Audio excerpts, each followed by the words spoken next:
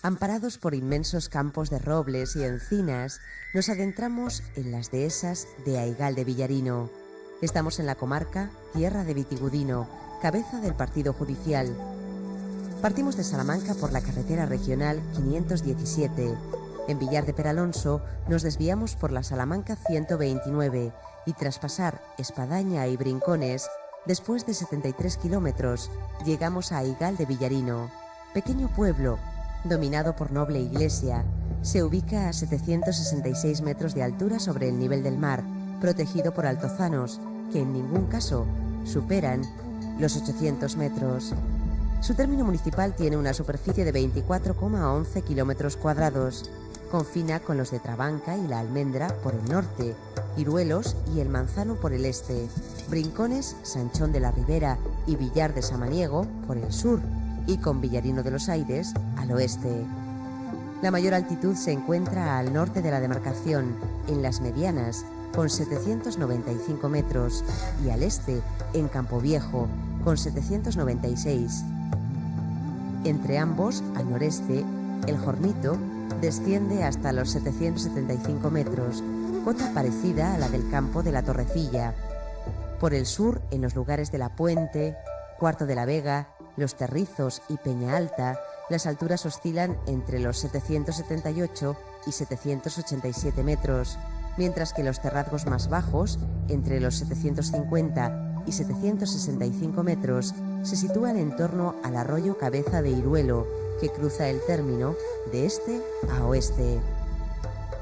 El relieve se inició durante el Paleozoico de la orogénesis herciniana.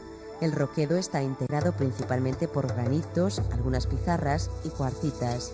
Los suelos son francoarenosos, de escasa profundidad.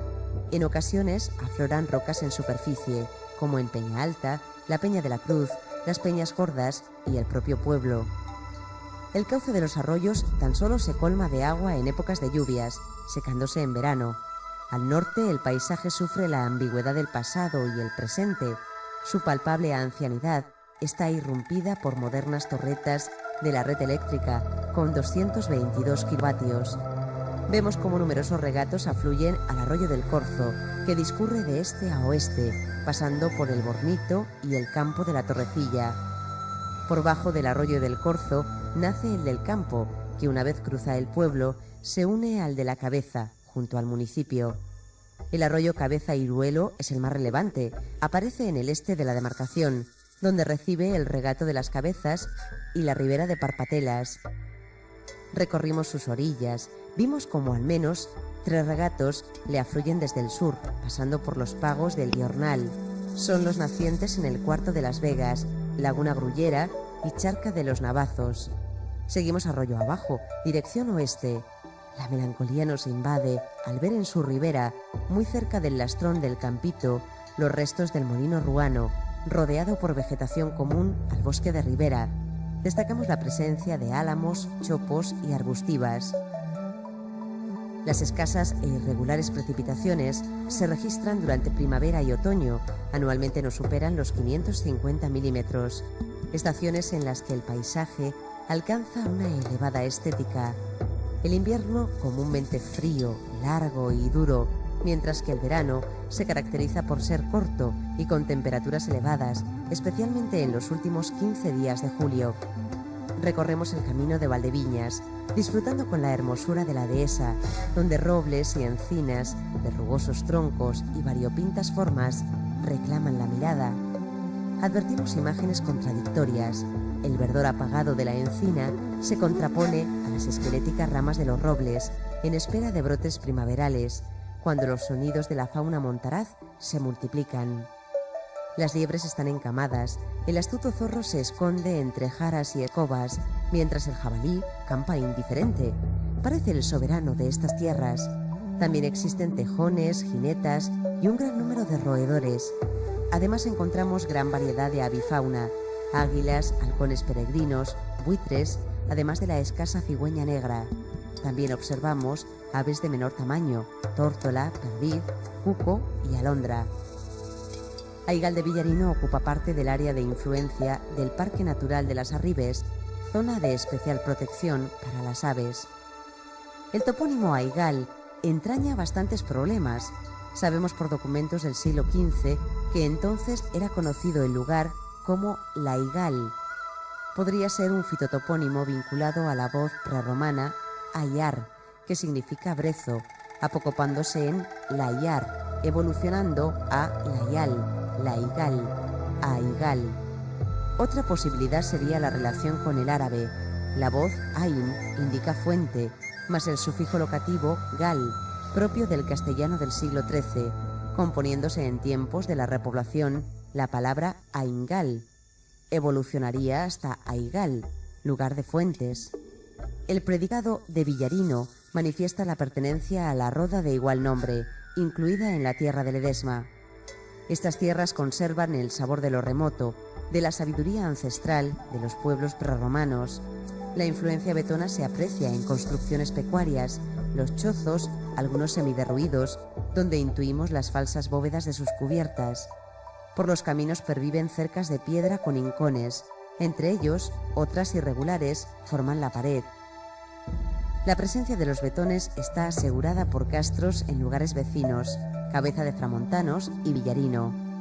Romanos, visigodos y musulmanes dominaron más tarde estos terrazgos, donde se mantuvo la población existente.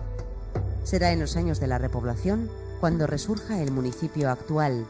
Raimundo de Borgoña, por orden de su suegro Alfonso VI, fue el encargado de repoblar la zona a principios del siglo XII. A finales del mismo siglo, don Fernando Ponce, por orden del rey Fernando II, afianzará el proceso con la llegada de colonos asturianos, quedando Aigal incluido en el concejo y tierra de Ledesma.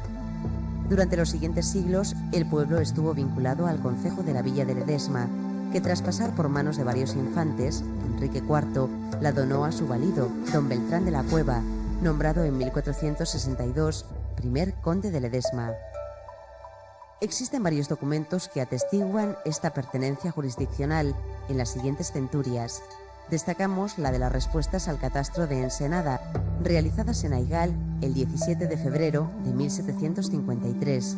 El juez subdelegado, don José Ortigosa, hizo comparecer ante sí a Domingo Hernández y Francisco Cuadrado, alcaldes pedáneos, Antonio Vicente, regidor, y a Pedro Prieto y Juan González, peritos, que juraron decir la verdad ante el cura teniente de la parroquia de este lugar, don Carlos Vara.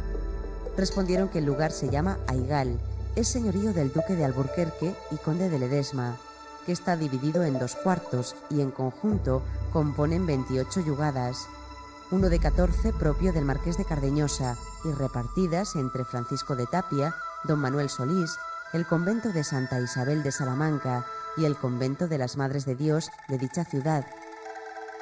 El otro cuarto es privativo de don José Vicente y don Francisco de Tapia.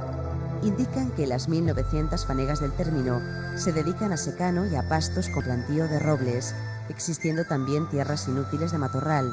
Manifiestan que tanto los robles, los matorrales, así como los álamos y negrillos existentes, crecen de forma silvestre. Enumeran y clasifican las tierras señalando su producción, además de las cabezas de ganado y a quienes pertenecen. Exponen cuáles son los impuestos, alcabalas, martiniegas, diezmos y primicias, señalando los perceptores. Anotan que la población se compone de 39 vecinos, incluidas 3 viudas y 2 mozas de casa abierta. Por ello calculamos fuesen 124 moradores que habitaban en 37 casas. Además existían 7 pajares de teja y 21 de escobazo, 7 boiles de escobazo y 3 de teja, propiedades de los dueños de las yugadas. Continúan diciendo que no existe nada propio del común. Manifiestan que hay una taberna por obligación y que ese año le tocó a Francisco Calvo, quien lo hizo en su casa. Afirman que el cirujano, Juan Matías, es el de Villarino, el herrero es el de Iruelos y se llama Pedro Corral. También hay 2 mesegueros, Marcos Gómez y Juan Criado, un tejedor que es Juan Barría, 31 jornaleros, 5 pastores de ganado lanar y cabrío, 5 mozos albardes y un pobre de solemnidad, Juan Grandes. Al término dieron fe de ello, firmando los que sabían, y por los que no, 2 testigos, José de Barrios y Francisco Sánchez, ante el fiel de Hechos, Francisco Santa. A mediados del siglo XIX, Pascual Madoz nos vuelve a informar de la situación de la localidad, diciendo que Aigal de Villarino Es una localidad con ayuntamiento al que está agregada la alquería de Guijuelo del Monte, partido judicial de Ledesma, situada en suave plano inclinado con exposición al sur, cuyos aires son los que principalmente la baten. Tiene 40 casas divididas en 2 barrios, un palacio construido por los anteriores condes de Ledesma, escuela de primera enseñanza dotada con una pequeña retribución de los fondos municipales procedentes de derramas, e iglesia de la clase de vicariato, dependiente del beneficio de Brincones. Hay en el pueblo 2 fuentes de agua potable, más permanente la que llaman de la Lastra. El terreno, aunque de matas y monte alto de roble, es algo llano, de inferior calidad. Está dividido en 3 porciones desiguales que llaman cuartos y comprende 1.282 fanegas de cultivo y 218 de monte y pasto. Nace en él una ribera que se une al pie del pueblo con un regato y juntos corren en dirección norte a oeste. Tiene un puente de mampostería y las aguas sirven como abrevadero de los ganados y para dar impulso a un molino harinero que muele 3 o 4 meses en el invierno y en las épocas de aguas. La producción es de poco centeno, buenas patatas, bellota, pasto, ganados, especialmente lanar churro, que pasa de 1000 cabezas, y cerdoso. Mucha caza de liebres, conejos, perdices, lobos y raposas.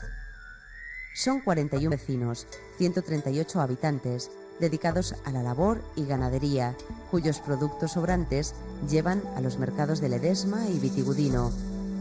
La capacidad productiva es de 467.000 reales.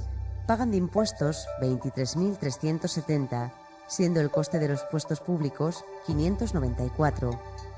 Pensamos que el puente a que se refiere Pascual Madoz fue sustituido por el actual a principios del siglo XX. Presenta recios sillares con 5 ojos. La descripción de Madoz poco coincide con la situación actual. Hoy los campos de cultivo se han convertido en pastos permanentes y la población ha disminuido de forma importante. Hay 41 habitantes, cifra que equivale a 1/3 de la existente en ese momento. El mayor número de habitantes, 387, en la historia del pueblo, se registró en 1887, descendiendo a 271 en 1900. En 1920, debido a la gripe y a las emigraciones ultramarinas, vuelve a descender a 240. En 1940 la población aumentó a 280 para mantenerse en 250 hasta mediada la década de los 50, cuando comenzó un imparable descenso. Los vecinos quieren mantener las tradiciones del pasado, aunque múltiples costumbres y comportamientos han evolucionado ostensiblemente desde principios del siglo XX,